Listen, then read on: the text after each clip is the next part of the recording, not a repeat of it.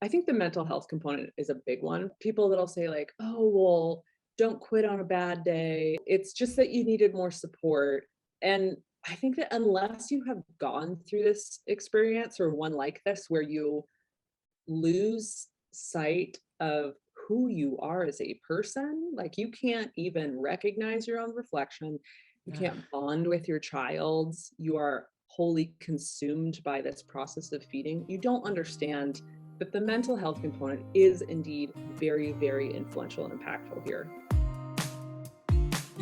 Hey guys, my name is Shayla. Welcome to the Hey Shayla Podcast. I went from full-time travel to full-time new COVID mom, and holy wow, is motherhood and adulting a learning curve. There are so many decisions we need to make and a million ways to do it right. I created this podcast to interview some of my gurus to share their knowledge and empower you on your journey. Let me be your guinea pig and ask the questions you think everyone else knows. Here, we're a little hippie. We try to do things as naturally as possible, and we don't take ourselves too seriously. But above all, we support one another and work to find what works.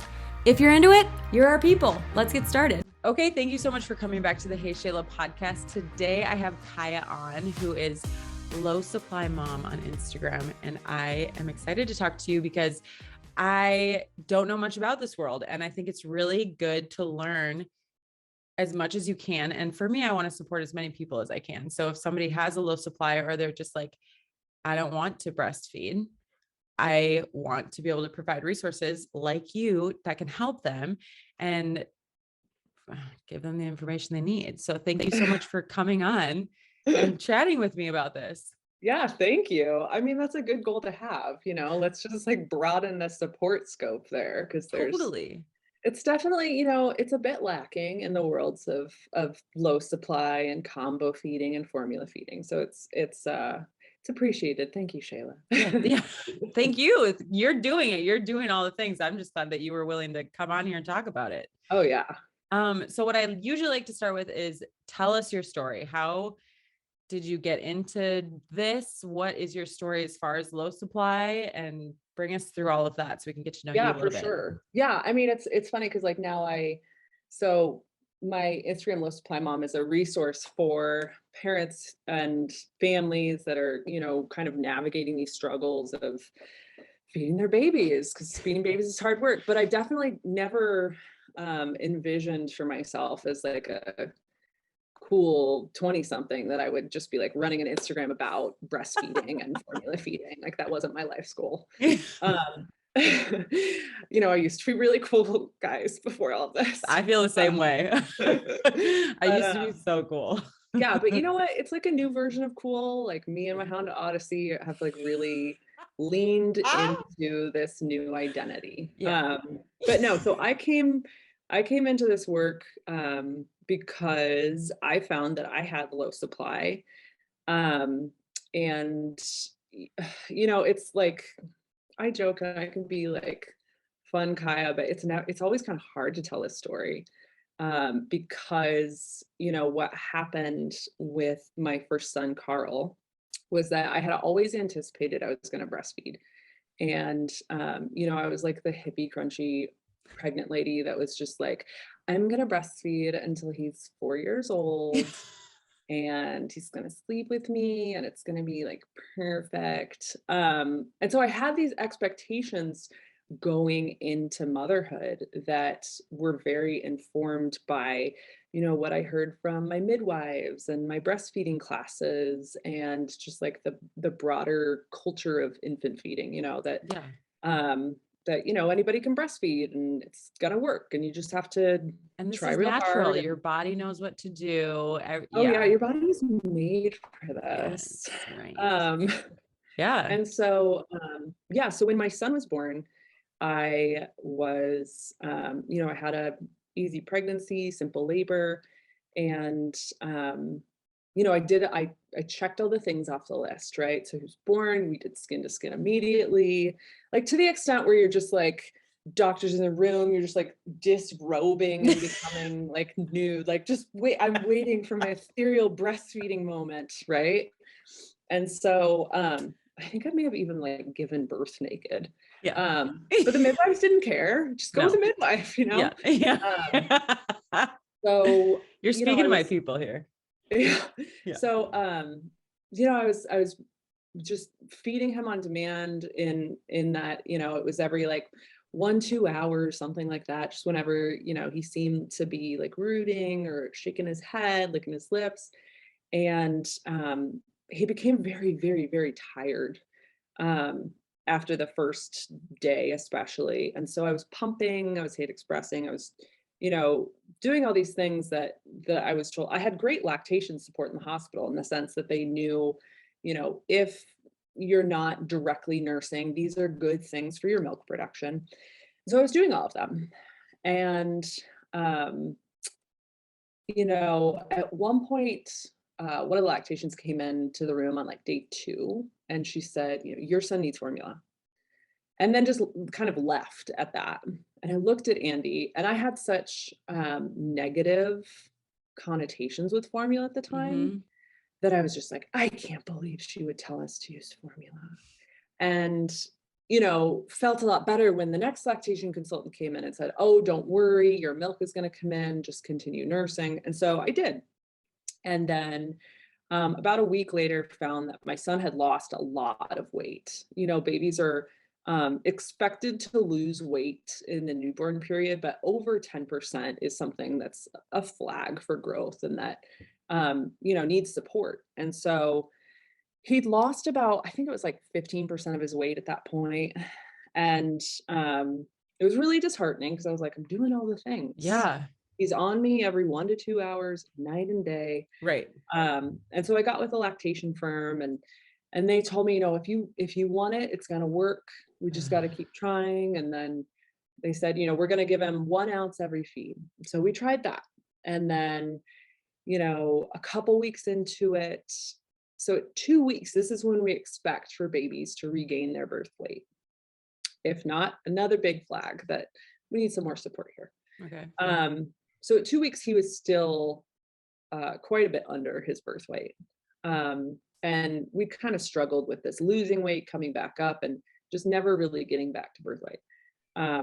So, you know, then I followed those directions again. Okay, 1 ounce per feed. This is what I'm going to do. I'm going to triple feed.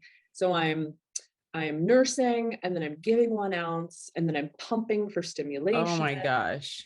And so I did that for a couple more weeks. And then we get to our 1 month appointment. And during this, I'm also seeing lactation consultant, this firm that I hired. And I get to my 1 month appointment, and, you know, we see the pediatrician and they weigh him and they say, you know, he is still really under birth weight. And, you know, we really need to address the intake issues here because he's now what we consider failure to thrive. These words are so intense. Yeah, right.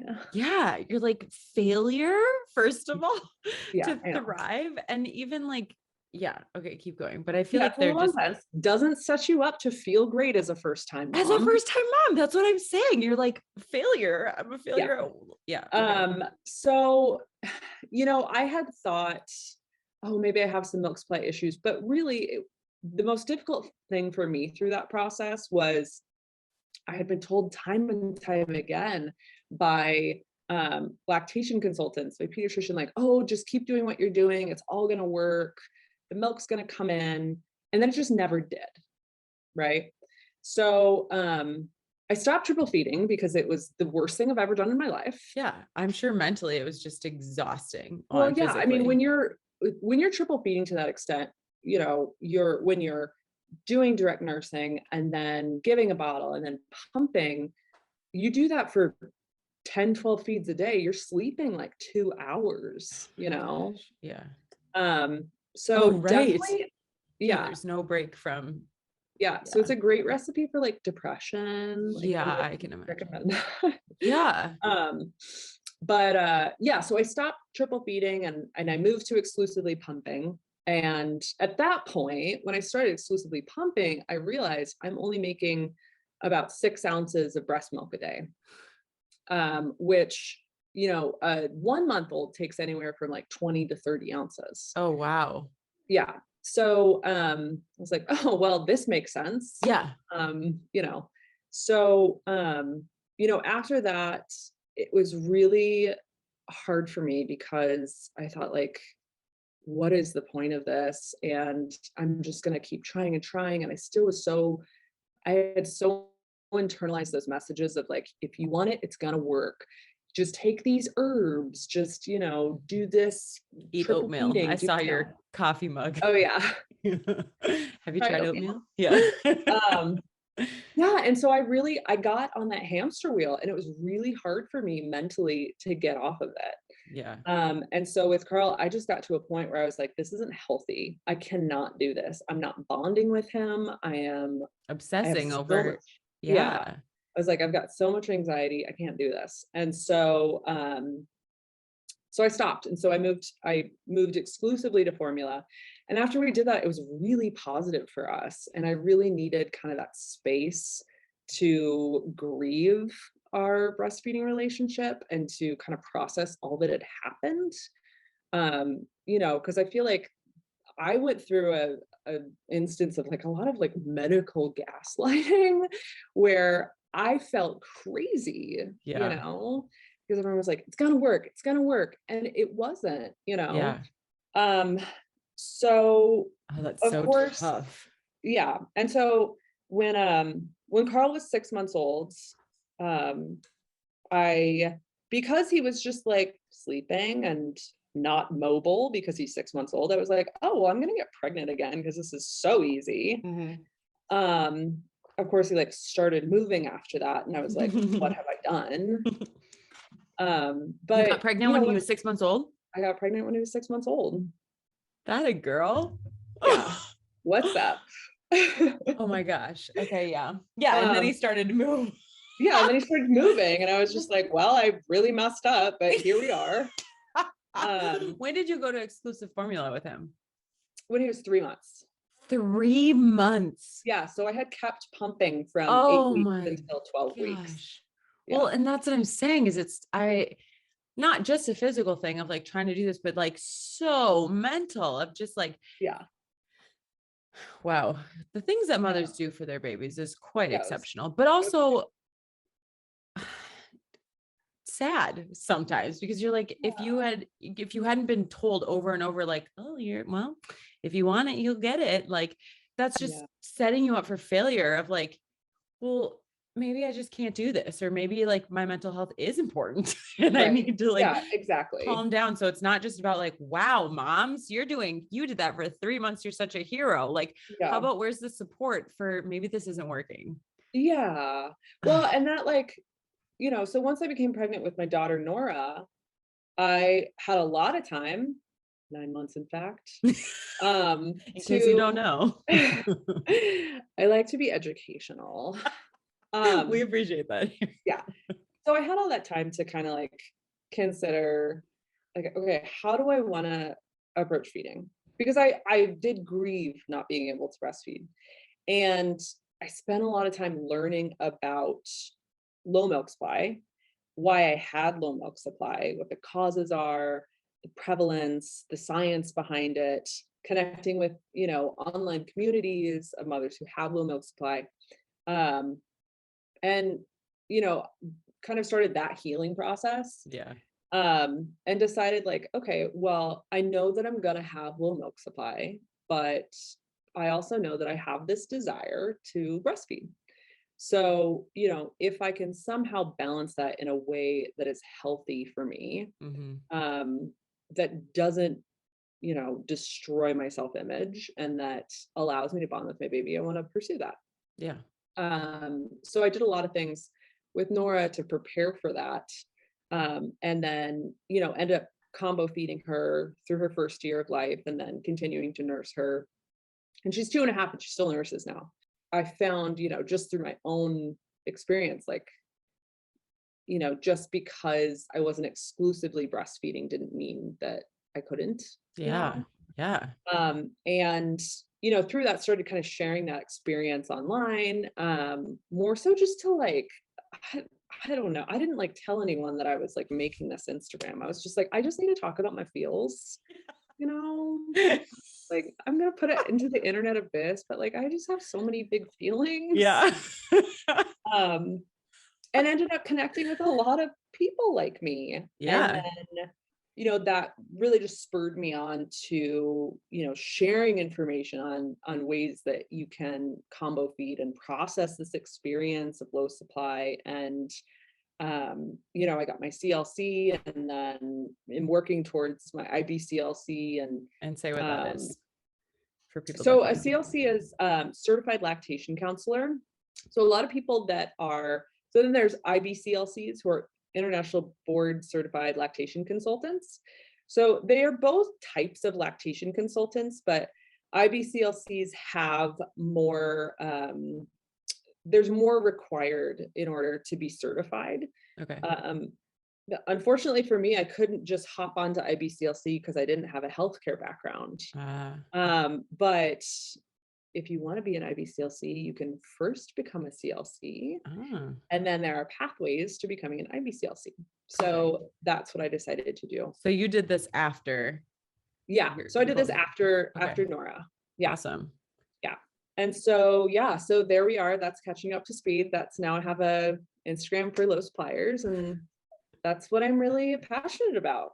I love it. About low supply and the scientific evidence behind it, practices to support it, and just, navigating the emotional component, because that's a huge, huge part of all of this. Well, and would you say, because I know that when I weaned, there's a huge hormonal shift that happens when you wean that put me in a spiral. I was like, Seth, I need to get on antidepressants, anti-anxiety, maybe ADD medication, and we need to go to couples therapy. And he was like, what? I was like, yeah. And I'm like almost crying as I'm driving somewhere. And he's like, I don't know what's happening. And I was like, I don't know either, but I'm not okay. And then I learned that it's like this hormonal thing that happens.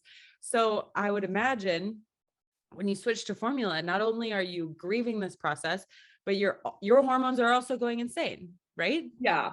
Well, and it kind of, it depends on where you are in the spectrum of lactation. The earlier that happens, the less kind of drastic that'll be, because, if you're within the first like 6 to 8 weeks, you're still kind of going through this postpartum cascade of events that's happening hormonally, right? But say you've been breastfeeding for 6 to 9 months, then you wean, you're gonna feel it a lot more, because that hormonal cascade has settled. Now you've hit this kind of baseline that's been sustained, and then weaning is kind of like, okay, here's another shift. I'm not ready for this ship. Yeah. But for me, a lot of people with transitioning to formula, when you make that choice, I think the mental health component is a big one for a lot of people. And I see people that'll say like, oh, well, don't quit on a bad day, and it's just that you needed more support. And I think that unless you have gone through this experience, or one like this, where you lose sight of who you are as a person, like you can't even recognize your own reflection. You can't bond with your child. You are wholly consumed by this process of feeding. You don't understand that the mental health component is indeed very, very influential and impactful here, Yeah, I think that's definitely true, which is why I wanted to have you on. Really, like, to have that perspective and just talk about the whole thing and validate it, because it is a valid feeling. And no, I agree with you. I think that the mental component is huge. But so do you think that it was, I don't want to say easier. Well, I feel like you did a lot of introspection with baby number 2 to know, like, this is coming. Like, it wasn't a surprise. It wasn't anything and you're like, and then you said, okay, I know this is happening, but what do I want? I still want to breastfeed, but I want my baby to thrive. So we're going to do a combo feed so I can get the best of all the worlds. And cool. And like, maybe it didn't work out when you did it, and then you would have shifted your thing again, but like, kind of preparing for that, I feel like was probably a little bit easier the second time, knowing that it was coming.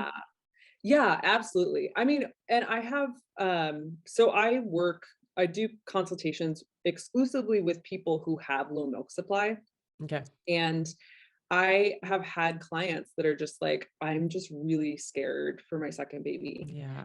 And I'm like, okay, first let's see, like, how do you want to feed? Right.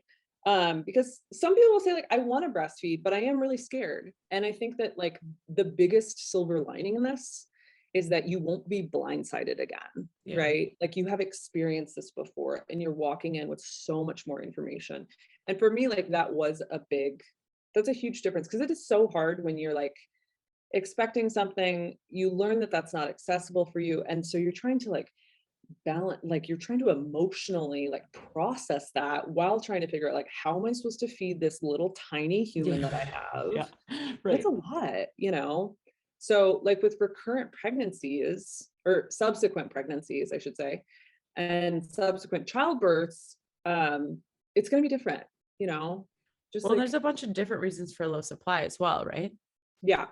Yeah. Yeah. So, you know, do you want to get into the kind of like sciencey stuff for a sec? Sure. Yeah. Okay, great. Yeah. Crack my knuckles. No, so low supply is really misunderstood, and we definitely don't talk about it enough.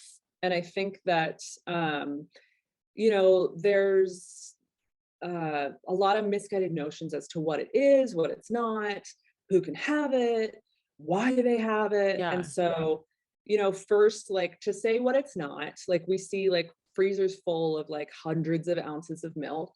And you know, some people think like, oh, well, I have to be making that much milk. And so, you know, everybody, I think, no matter what your supply is, gets insecure about their milk supply. Especially because of like these ads that we see online that are just like, you can make more milk, you can make more milk, and everything is just about making more milk. Yeah. Like crying over spilled milk, and that it's just this like liquid gold that is sacred. And it is, but like there's a lot of emphasis on. Yeah. And so everyone already has this baseline where we're concerned about our milk supply. And then there are people who like cannot exclusively breastfeed. So low milk supply is not having the physical ability to exclusively breastfeed. So, you know, you might have like a lower milk supply, you know, say your baby takes in 26 ounces a day and you make exactly 26 ounces a day. That's just, you know, you can call that a lower milk supply, but that's actually just like entirely sufficient, you know, like that's what your baby drinks. So you're doing it, you know, you're good. I think it's just hard because we have these messages that like, oh, well, you should be making like 40 ounces a day. Yeah. Feed your baby and then some. Yeah. But it is like, you know, it's very normal and biologically adequate to have the output that your baby needs for their input, you know? So that's not low milk supply, but if you're unable to do that, it's low milk supply, right? I didn't know that. So it breaks down into a couple different types. Okay. So the most common low milk supply is secondary low milk supply. And that has to do with transfer and efficiency issues when it comes to draining milk, right? So, you know, if we see this sometimes with things like tongue ties or, you know, weak suck reflex, long NICU stays, mom-baby separation. We also see it with people who like just had really bad information where, you know, they have a newborn, take to the doctor, and the doctor says like, don't feed more than every 4 to 5 hours. Right. And so it's from inefficient or infrequent breast straining that results in a lower supply, sometimes to the extent that you have to use donor milk formula. So that's secondary low supply. Secondary low supply is really interesting because depending on when you catch it, you may or may not be able to get back to exclusive breastfeeding. Okay. So the sooner, you know, before 6 weeks, you know, if you catch it, there's like I think it's like an 80% chance you'll go back to exclusive breastfeeding. If it's after 6 weeks, and if you've been supplementing for a while, you've got about a 30% chance to go back to exclusive breastfeeding. So, you know, there's a lot of physiology behind this that kind of dictates what'll happen, but we do know that with secondary low supply, you can increase it. It's just like individual to your own factors, how much it can be increased and if it's to the extent to exclusively breastfeed. Right. Okay. And And what is the strategy for getting it back up? So it's really like, it's not oatmeal. It's not coconut water. Okay. It's not supplements. So what's happened, like, on a physiological level, is that you have these receptors inside your breast. They're called prolactin receptors. And when the breasts are engorged, repeatedly, and there's this protein in breast milk called FIL, the feedback inhibitor of lactation. So as your breasts fill to capacity, and when I say your breast fill to capacity, I mean the glandular tissue inside your breast, the alveoli that glandular tissue is made up of. So these cells, right? Okay. So on these cells are prolactin receptors. Okay. So pituitary gland gets a signal, baby suckling, give them some prolactin. So we shoot the prolactin from our brain to these receptors on our breasts and these cells. They fill with milk. So as your alveoli are filling with milk, this protein FIL, the feedback inhibitor of lactation, increases in concentration.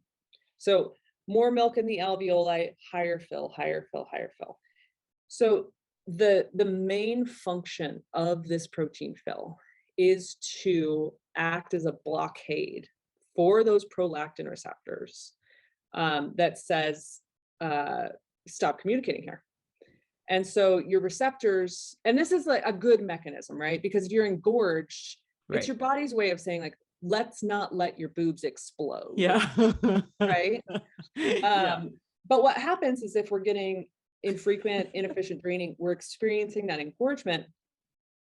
Those cells that there's been a communication block to, eventually those receptors will actually shut down, because your body will say, like, okay, we're just like having to put up this stop sign a lot. So we need to down regulate. We need to get rid of some of these receptors in our cells. So then you're making less milk because you have less prolactin receptors. Does that make sense? Yeah. So basically, I mean, it's in that first couple of weeks where your boobs are getting huge, and then they're going down, and they're huge, and they're just trying to regulate. So the more you empty your boobs, they're going, okay, cool. We're emptying. We're good. Yeah. But if it's staying full too long, it's like, oh, we're making too much milk. We can stop filling up so much. Yeah. And so you see those receptor sites, they're just like, the switch is going off. It's like, not needed here, not needed here. So when you have secondary low supply, what you're actually doing is you are, in essence, relactating. You're trying to get those prolactin receptors turned back on. You're trying to get them to function again. Got it. So we know that before, I was just gonna say, so you're just trying to empty the boobs as much as possible so that they fill back up, and they're. Yeah. And I like to explain that, because then you can see, like, oh, okay, well, it makes sense that coconut water is not going to help with that. Yeah. Because it's like, it's a cellular mechanism, right? And so what you need is more stimulation, more draining, because that's going to decrease the concentration of that FIL protein, right? And it's also going to send a higher signal to release a signal to release more prolactin. Right. And prolactin, we're empty again. Prolactin and the high concentration of that in the blood is going to be what will turn back on prolactin receptors in the breast, if it's possible. Right. So, see, people say it's supply and demand, Shayla. I'm telling you, there is so much more to it. Let's not simplify this. Let's get nerdy. Yeah. I love it. Okay. So then there's primary low supply. So that's secondary. Then we have a whole other thing, primary low supply. And primary low supply deals with any sort of anatomical or hormonal influences. Oh, interesting. Yeah. So I like to think of it as like secondaries after birth. It's like outside the mother, in essence, because it's a draining issue, essentially. Primary is within the mother. So, if you have any sort of like endocrine issue or anatomical issue, which that's what I have something called IGT, which is insufficient glandular tissue. Again, so these names. Insufficient. Yeah. You're like, cool, failure to thrive and insufficient. I feel great about myself. Yeah. So I have less volume of alveoli inside my breast. Okay. Yeah. So, and there's a lot of hormones that are involved in lactation. Your thyroid's involved, you you have pituitary function that has oxytocin and prolactin involved, and there's cortisol, and insulin plays a really significant role. So it's just like all these little things that we don't know about. Yeah. Right. So these are primary factors, things like there's PCOS is one, but it's the symptoms of PCOS, like insulin resistance, hypothyroid, thyroid dysfunction, high androgens. And then, as far as other ones outside PCOS, there's things like hyperprolactinemia, luteal phase defect, if there's been a history of like irregular periods, or if you struggled with infertility, if you had to use IVF, all of these things that deal with reproductive health or even like metabolic health, they really tie into lactation. I did not know that at all.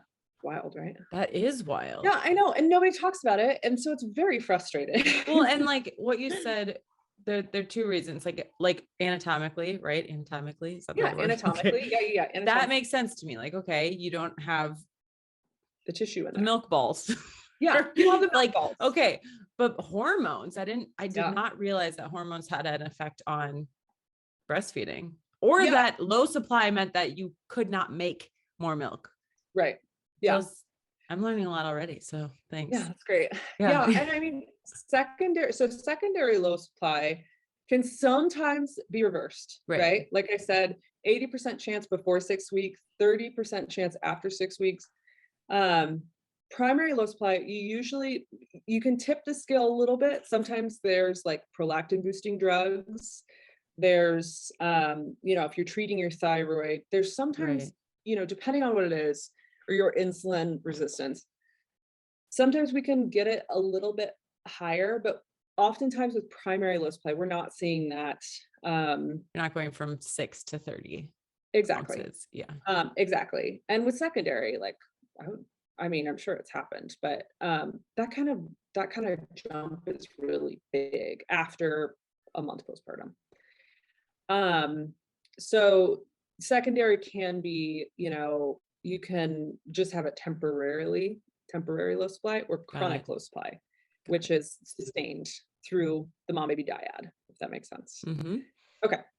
Yeah. So there's the quick breakdown of primary and secondary. That's great. No, I think that's really good information. How did you find out that you had IGT? So, IGT is interesting because it's something that there's no clinical clinical criteria for diagnosis yet. So it's really a diagnosis of exclusion. Okay. So first you look at, first we need to rule out secondary low supply. Baby can transfer well, you're nursing or pumping adequate like volume, like you're doing it, 2 hours every day at least, or whatever. Yeah. And once they've kind of ruled out, like secondary low supply doesn't seem to be the thing, then there's a lot of blood work involved. Right. So now we have to rule out, is this a thyroid issue? Yeah. Is this an insulin resistance issue? Is this XYZ? So there's a lot of blood work involved. And then, in my case, it would have really been great if people I was working with knew the signs of IGT. Because had anyone asked me at any point in the first month postpartum, how much did your breasts grow in pregnancy? They probably would have understood my issue, because my answer would have been, my breasts did not grow in pregnancy. Oh, interesting. Yeah. So no breast growth in pregnancy, no breast growth postpartum, no changes postpartum. Got it. And those are big flags. Yeah. For low supply. For people that know, as a new mom, you're like, I don't know, this is my body. This is what it did when Yeah, I was just like, well, I have boobs here. Of course they're going to work. They're still here, but I didn't know this is supposed to grow. So that was a big one. But so, working with an IBCLC who has taken additional education in low supply, that's really important. And that can help you kind of navigate like what you do for the logistics side of like, okay, I want to know what's going on with my body here. Right. Yeah. Wild. Yeah. Wild. Yeah. So now you're still breastfeeding your 2.5-year-old for the immune, I'd imagine, benefits. I mean, let's get real. There's not much in there. I do it because I enjoy nursing her. Yeah. I do it because like that's our special time to bond. And I'm like a big proponent of comfort nursing. Yeah. You know, I have clients who make, you know, 2 to 3 ounces a day and they just like to comfort nurse. And we're not doing it because we're like, oh, they have to get those immunological properties. Like brass tacks, we're just doing it because we want to have that comfort. Like those benefits are great, you know, as far as like what transfers, but you know, it's not like it is like manna from heaven that's like going into our babies' bodies. Like, you know, they're not going to be like all-star athletes just because they're getting 2 ounces of breast a day. You know? Oh my gosh, that's so funny. So that's why I've done it, is that I just really enjoy nursing and I enjoy having that time with my daughter. And to be quite honest, I love the fact that I have like a secret weapon against her when I want her to go to sleep. Yeah. I'm just like, oh, you're tired? Here's the boob. Yes. Throw you in your crib. Yeah. Well, and for me, I think the pregnancy made me, because we stopped nursing when she was, I don't even remember, maybe 18 months. And I didn't have like a limit. Like I wasn't like, we're stopping in a year, we're stopping at 2 years, 4 years, whatever. Like I was just like, we're just going to roll with this and see how it goes. And when I got pregnant, A, it was super sensitive. And B, I just had this aversion where I was like, just go to sleep by yourself. Like, and then when we did wean, for me, it was the snuggles. Like when she was breastfeeding, I was like, she just wants me for my boobs. Like this doesn't even feel equal. Like, I feel used. Yes, I did feel used. And so when she stopped and I could like comfort her to sleep with just like snuggling her and whatever, like for me, that was it. And so it's, I think, just so individual, but in my head, I was like, even if, because I think I dry nursed her for a while. I'm pretty sure there was nothing coming out. And I was just like, well, whatever. Again, you're falling asleep. I'm happy. This took 15 minutes. I'll see you when you wake up. Like, but it's just everything about pregnancy and motherhood and whatever is so individual and so personal, I think. And there's a lot of business that happens with all of these things, and just things that you are being told that you should do and that you feel bad if you can't do, or if you choose not to do, or if you're sleep training instead of co-sleeping and whatever. And it's like, there's so many factors that you don't know about. So why are you judging anyone for the decisions that they're making? Or well, and I think that part of it, like, honestly, like, let's get real. Like we come into motherhood, we've never done it before. We've gone from feeling like 20 something, 30 something, like cool. We when finally we feel like established, we know who we are. And then we become moms and it's just like, I don't know what I'm doing. This feels like high school. Like I'm intimidated, I'm insecure. Yeah. And it kind of like, you know, I think that translates to like, there's a lot of like Regina Georges out there who are just like, oh, you're not co-sleeping. Oh, you're sleep training. Oh, you're, you know, just like whatever it is. Yes. Yeah. And part of it is like a symptom of like, we feel insecure in our own thing. So we need to like, I don't know, we need to feel like, you know, superior in some ways. Well, and how weird is it that all like, well, not all women that have babies, we're all different. We're all our own humans, which is fine when you're in your 20s and 30s and doing your career thing and whatever, and everybody's different. And this is so cool. Yeah. But then we're all thrown into this similar situation where we're trying to navigate it together, but we're all different. And there's like so many different factors. And then, I just and it's this thing of like, you want to think that your way is the best way.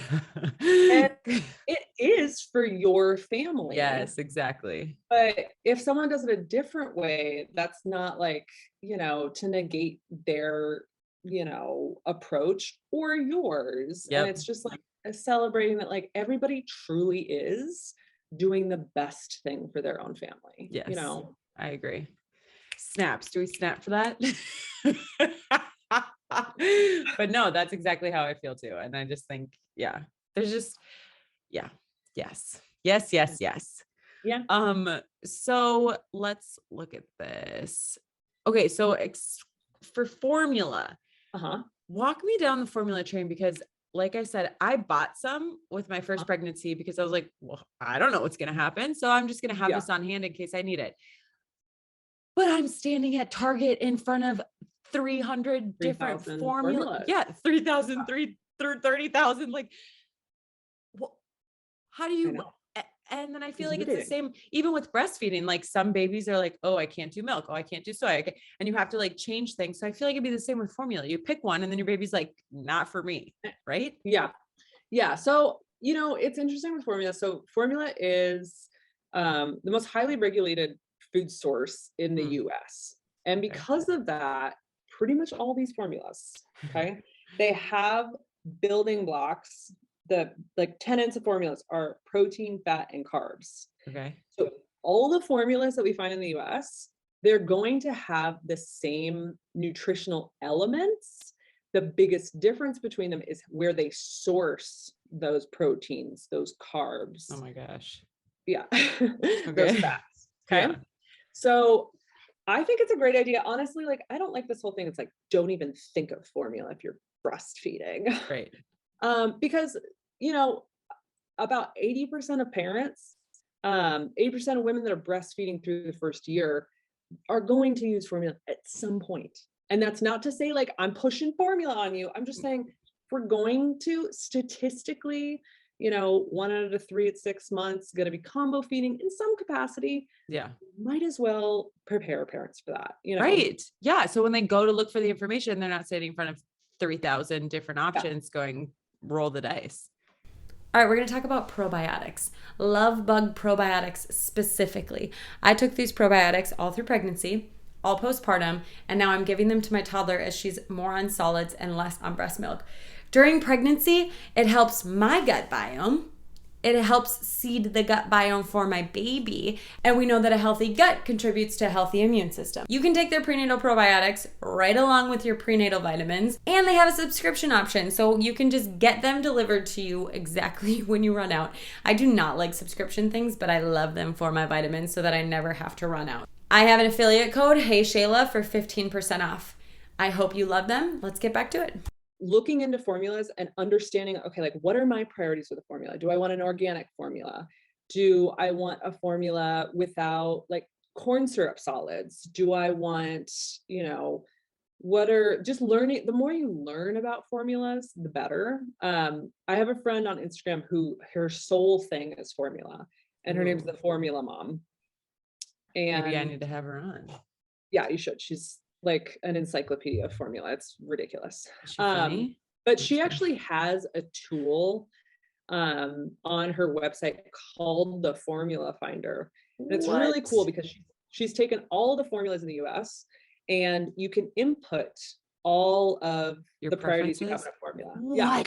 And it'll pop up with like, here are 3 or 4 options that match. Okay, that's amazing. Yeah, right. Smart. Okay, I'll put that in the show notes. Yeah.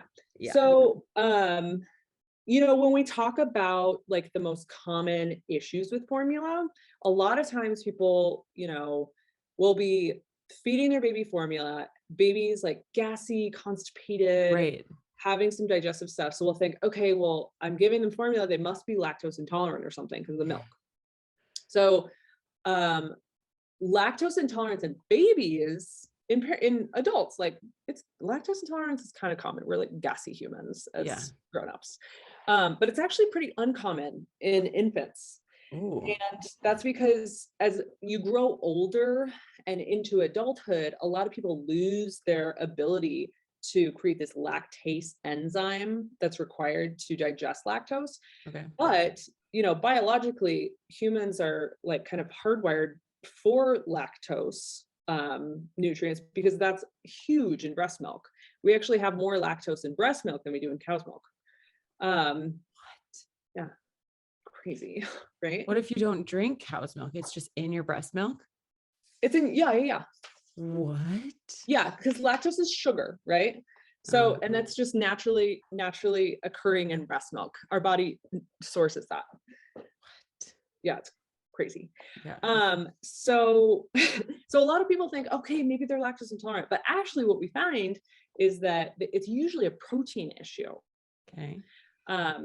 So the protein, obviously cow protein and human milk protein are going to be different. These are different species.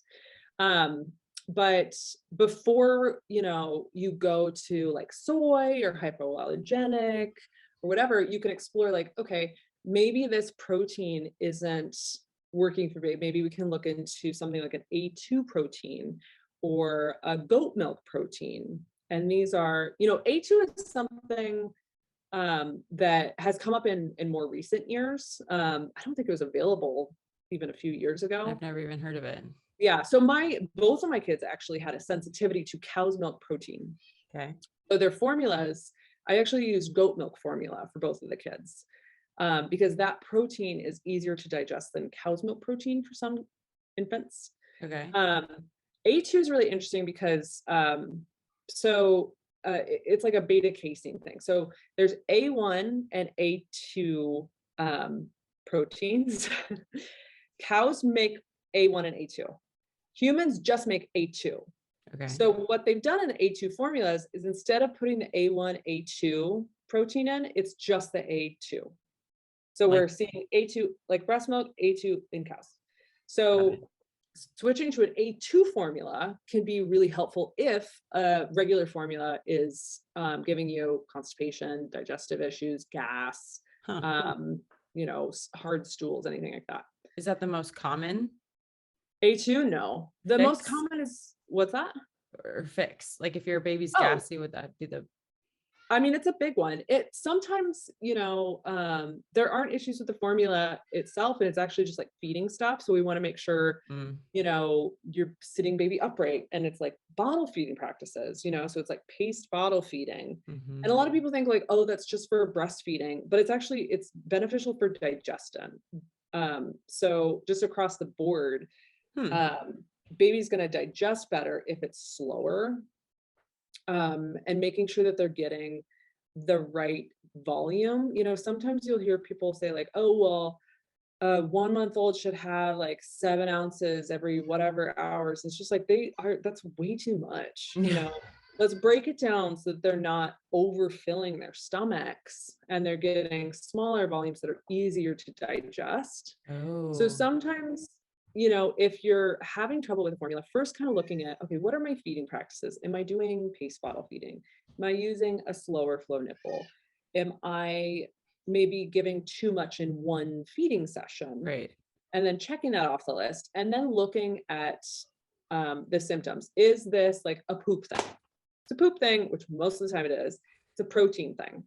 Now there are some that are going to be lactose intolerant. There are some conditions like galactosemia where like lactose is like no fly zone, but it's very, very rare. The bottle feeding practices as far, I just dropped my pen, so I'm gonna pick it up and hit my head on the table. Okay. That would be relevant for breast milk as well. It's just absolutely the bottle feeding. Yeah. That's interesting. Yeah. Paced bottle feeding is beneficial for breastfeeding or exclusive formula feeding. Just feeding out of your bottle. Yeah.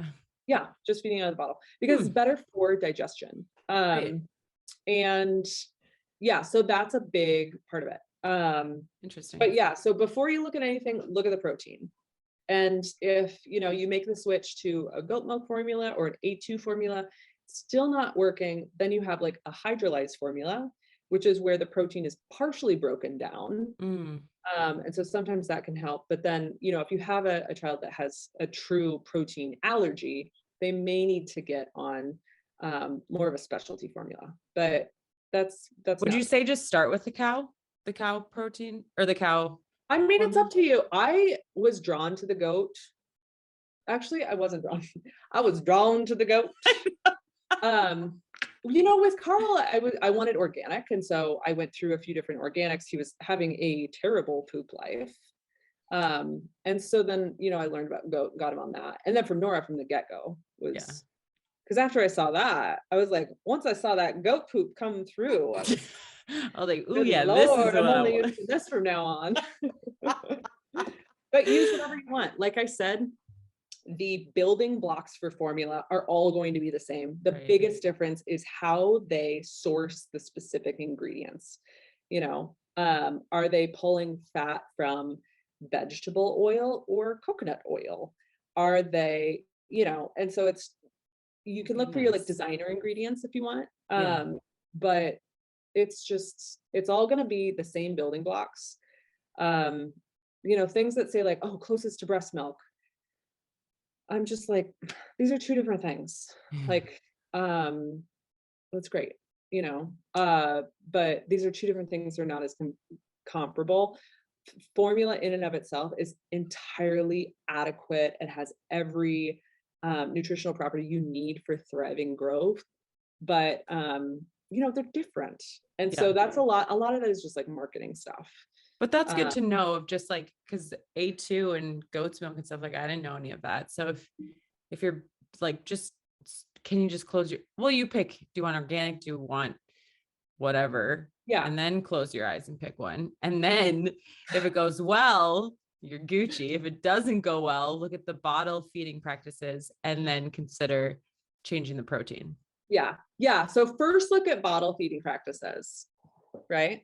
Yeah. So when you're struggling, first make sure like, okay, all the bottle stuff is happy and healthy. And then, okay, well, let's look at, you know, an A2 or a goat or whatever. And also we don't want like people on like this roulette of formulas. So when you start a formula, transition slowly and, you know, give it a couple weeks. Got it. To really assess.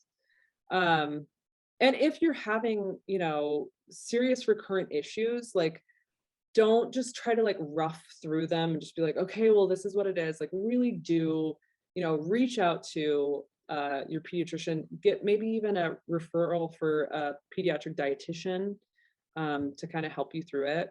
Because I mean, for me, I was just like, well, Carl has like a little bit of blood in his poop, but I guess this is just his life. They told us that was normal with Aaliyah. She had a little bit and they're like, yeah, that happens to Vits sometimes. No. That's not the best. It is. I didn't feel great. It's not ideal for any of us to have blood in our poop. Right. Yeah. Including our infants. But yeah. What about donor milk? So donor milk, I use donor milk with both my kids. So this is actually an interesting conversation because I feel like a lot of people, you know, when they say, you know, I see this online a lot when someone's like, why are you using formula? You can just use donor milk. I'm like, have you ever tried to get donor milk? Right. I feel like it's not sustainable. Okay. So there's two ways to go about this. A lot of people who use donor milk, well, I should say first, there's formal donor milk, which there's a hair flying around. I don't see it. Okay, great. So there's two different types of donor milk that people use. One is going through formal milk donor banks, which in North America is under this branch of HM-BANA. It's a Human Milk Bank Association of Northern America or something like that. Okay. Okay. Anyway, I'm not going to fixate too much on trying to. Google will fix it if you try to enter it in. Yeah. HM-BANA is what it is. Okay. And so this is donor milk that has been, the donors have all been like super screened, right? Like what is your favorite pet's name from childhood? Now we know your password. Thank you. Yeah, exactly. Everything. They test the milk. They do blood tests on the mother. The milk is pasteurized. There's this very extensive process to get donor milk. Okay. And part of that is because donor milk is prioritized for really medically fragile infants, right? So NICU infants, immunocompromised, those with, you know, autoimmune disorders, which immunocompromised is the same thing. I don't know if you caught that. Oh shoot, Shayla, my daughter's gonna come in a sec. So you might hear noise for like 5 minutes. Okay, that's fine. Okay. Mine's been yelling the whole time. I don't know if you can hear her or not, but it's perfect. Yeah. Start yelling at each other. Okay, donor milk, formal donor milk. I'll hop back on it. You just edit it out. So when you're trying to get formal donor milk. If you don't fall into one of these categories, right? If you don't have a health issue, if you're not in the NICU, if you're a healthy baby, healthy full-term baby, you have to buy that donor milk. I was going to ask you that. Yeah. Yeah, you have to buy it. So the excess in HM banks, they sell, and it's about $3 to $5 an ounce. And so, wow. And a 1-month-old, for instance, drinks between 20 and 30 ounces a day. So it is extremely expensive. Yeah. Why don't you just use donor milk? Why aren't you so rich? Yeah, right? That's wild. Because it's primarily used for what you said in the beginning, like people that need. Okay. Yeah, that have or a babies medical that. Right. Yeah. Okay. And so, part of that is due to the fact that we don't have a lot of donors, that there aren't enough people formally donating. So those costs reflect it, right? Yeah. I want to say though, in Canada, I think I've had followers tell me that in Canada they got a prescription for it, or it was covered or something.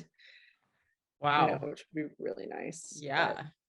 Welcome to the good old United States of America. But and then the other way that people are using donor milk is they're going through what's called informal sharing. So informal sharing is when you are getting milk from someone outside of a milk bank. Yeah. Whether Facebook. it's like I donated mine on Facebook. Yeah, a lot of times it happens on Facebook. What's it? It's called Human Milk for Human Babies. Yeah.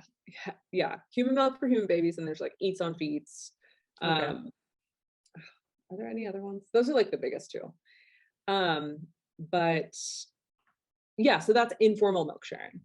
And, there's pros and cons to both. Obviously, the con with formal is that it costs. I had one follower who was spending $2,000 a week on donor milk. Yeah. Wow. Yeah. A lot.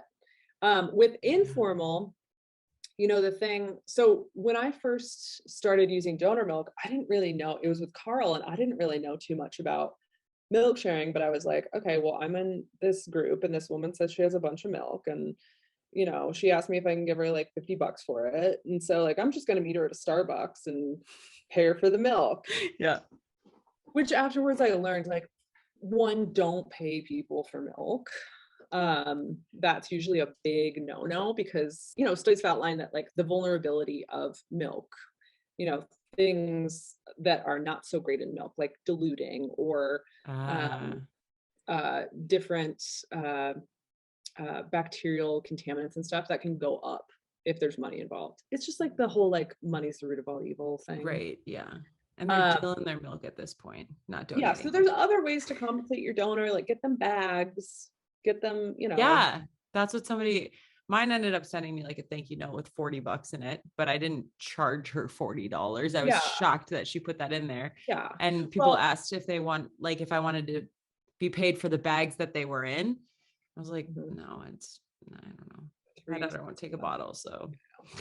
Well, yeah. And the thing is, like, I think that, milk sharing in my mind, like, is a great practice. And I wish it was normalized on like this micro level, right? So it was like, I'm getting milk from my sister-in-law, or like I'm getting milk from, Sarah, my next door neighbor, or whatever. But a lot of times people are having to get donor milk from strangers. Yeah. And it's really important to know how to do it safely, how to know like what questions to ask. I ran into an issue with donor milk. I had a really close friend actually who offered me some donor milk, and I got a bunch from her. I gave it to this was with Nora. I gave it to Nora, and she vomited like incessantly for like 2 hours afterwards. What? So I called my friend and I was like, hey, this is so weird, but I mean, Nora just had like a really hard time on your milk. Like, have you ever had like high lipase or anything? And she was like, oh, I don't know. We don't really use it. I don't really pump for my son. And I was like, oh, okay. Well, how long was it like in the fridge before you put it in the freezer? And she was like, oh, like a couple weeks. And I was like, oh, okay. Yeah, so it's important that you make sure that your donors know milk storage guidelines. Right. because some of these donors, they're only pumping to donate, right?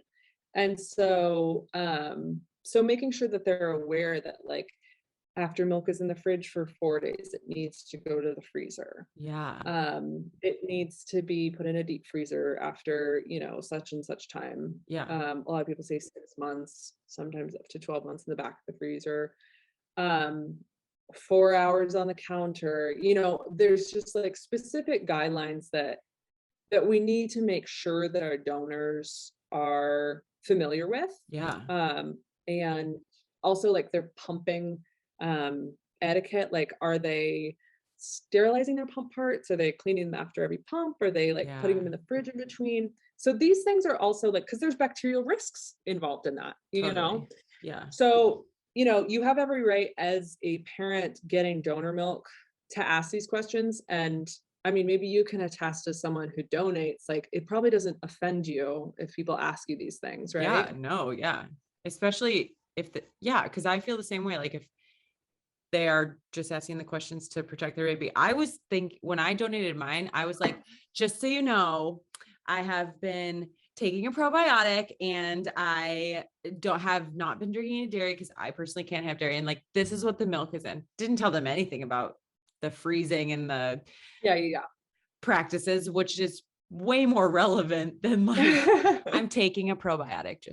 This is like just so supreme breast milk. You're welcome. Like, and it's, you know, it's important to kind of normalize that. Cause I think that sometimes there are some of us that are just like, our minds are clouded and we're like feeling like this desperation and guilt. Totally, and so we're like, more milk, or just, and you don't want to question them. Breast milk. Yeah, exactly. When it's just like your child's safety is priority. Totally. And that ties into somewhat, you know, it ties into formula stigma where, you know, there are people who would much rather buy donor milk off a website, you know, no questions asked, and use formula, which is just not safe. Right. You know, it's just not. And so then we have to kind of look into like the, you know, what informs formula stigma in the sense of like, why are we so afraid to use it, and kind of dive into that? Because that's like a huge Pandora's box, you know? Yeah. No, I agree. That's, yep. But it's intimidating for me too, because for us, I was given the advice to exclusively breastfeed for 6 weeks to establish my supply.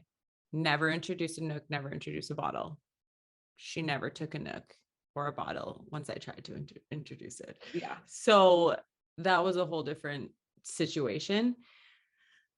But I don't even know, like thinking of going to buy formula, I wouldn't even know where to go. So even the information that you've given just in this podcast is like, I'm like, okay, I actually feel a little bit more equipped to be able to go there and to pick something and to know that there's not something that's like, oh, that's actually mud.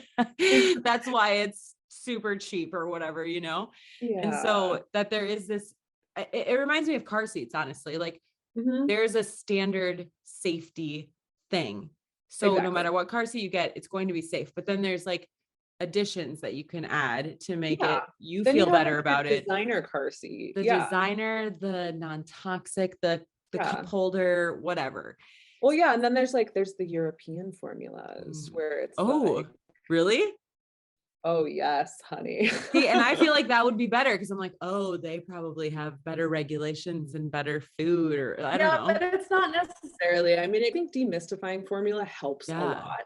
It helped me to be like, okay, this isn't poison. This is, you know, there's a reason why children can sustain solely on this. Right. Yeah. Yeah. No, I think that that's really good information because you really, and that's with all decisions that you make as a mom, you're like, I just don't want to make the wrong decision, but to know that like, you've got the basics, that is what you need. So you're not going to go below that. You're going to get what you need. It's just all the fluff on top of that, or preferences on top of that, that you want to choose. I feel like it would be a black hole of information as far as sourcing and different types of things that, I hate the black hole. I just want to take someone's advice and be like, okay, cool. So I'm not going to ruin my baby. Maybe organic's important to me. Cool. I'm going to start with goat's milk, because that feels right to me. I really like the goat. What'd you say? I just like the goat. Oh, but I will point out, I'm not saying goat's milk. I'm saying goat milk formula. Okay. Because that's another thing. Don't give your child milk before they're a year old. Their primary source of nutrition is formula or breast milk. I'm glad you clarified. I don't think I would have given goat milk, but I don't think you would have either, but I should just say that. So no, I'm glad you did. Yeah. So let's wrap it up with, what if somebody is experiencing low supply, what would you say is the best course of action for support or resources or something for them, either in figuring out why they have low supply, increasing it, or just the mental health aspect of? Yeah, there's a lot there, honestly. I know that's another 20-minute conversation, probably. Dude, I'm gonna try to wrap that up quickly. Well, first I'll say, if you're struggling with low supply, and this is round one for you, and you're just like, I am not making enough milk, I don't know what's going on. Like, first I want you to know that, like, you're not alone. Okay. So we know through research that it's like 10 to 15% of moms have low milk supply. It's not this rare unicorn of a thing. And there are reasons for it, and some of those reasons we can, treat and we can support. And some of those reasons, like, this is a matter of biology. This is not a matter of effort. Yeah. So my biggest hope for, people that have low supply is that somehow we can restore this sense of autonomy that you have lost, because there's, you don't find out you have low supply unless you want to breastfeed. And, when you choose to breastfeed and exclusive breastfeeding is not accessible to you, you feel this loss of autonomy. You feel this loss of choice. And so, I want to restore that sense of autonomy and, like, self-governing to you. And I think that it's really important to know that, like, you do absolutely have options. And it's not just continue having low supply and triple feed or exclusively formula feed. Right. Those are two options. I did the exclusive formula with my son. That was my choice. But, if you want a combo feed, if you want to do both, that's a lot of times an option. And prioritizing that, like, your experience in this and the way that, just honoring the needs you have, like, that's vital, because, like, no, your mental health is not worth any amount of breast milk. Right. Agreed. And because there's already enough going on aside from breastfeeding and getting like sleep deprivation, figuring out the baby's sleep, your partner and your relationship. Like, I feel like it's a shitstorm after you give birth, especially for your first, because you're just trying to navigate your new identity. Like, you're not cool anymore. Are you still cool? I don't know. And just, like, trying to figure all that out. And then you have a supply thing that you're trying to figure out. It's like, you can only take so many. Yeah. And you got to be gentle. But I will say, specifically for this, if you can get with an IBCLC that works with low supply, that has ask them, have you had additional SERPs? SERPs is the magic word. Have you had additional SERPs in low supply? And how would you find that person? Can you Google IBC? Okay. Yeah, just Google IBCLC. Low supply. I think that IBCLE has a website. No, there's no, like, low supply specific. You ask that when you talk to them. Yeah. Or you can book a consultation with me. Perfect. Yeah, right. There you go. That's the resource. Yeah. Well, and I also want to talk about, there's also a nonprofit called the Low Milk Supply Foundation. Okay. And they have a website, lowmilksupplyfoundation.org or lmsfoundation.org. And they have a lot of great resources for both, parents, families, providers. They're just, like, a really great organization to help support families that are kind of dealing with low milk supply.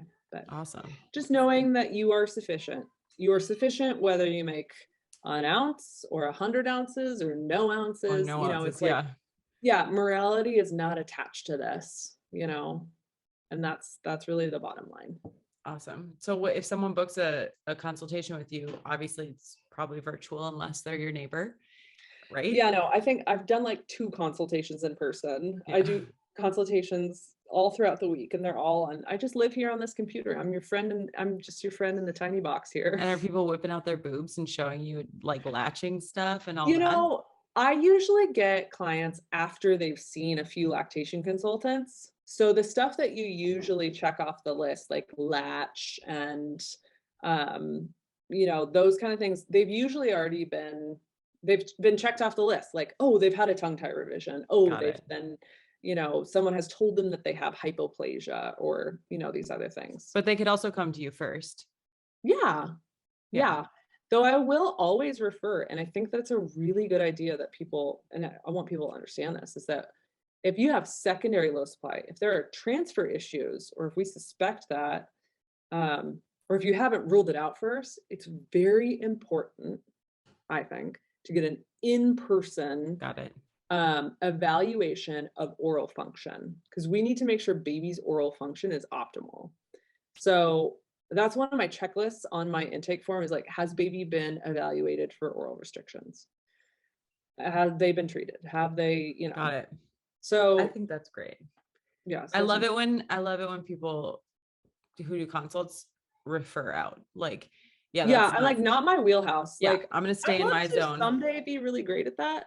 Yeah. I'm really great with low supply and supporting you through that. But when it comes to pediatric oral function, like I'm not gonna say I'm good at that. Like I'm okay, but I'm not who you need. We need to get you to who you need. Cool. So they're gonna come to you for the support of once they figure out that those like mechanical things are not working. Yeah. Once they figure out like, okay, well, we don't have baby doesn't have any sort of transfer issues. Yeah.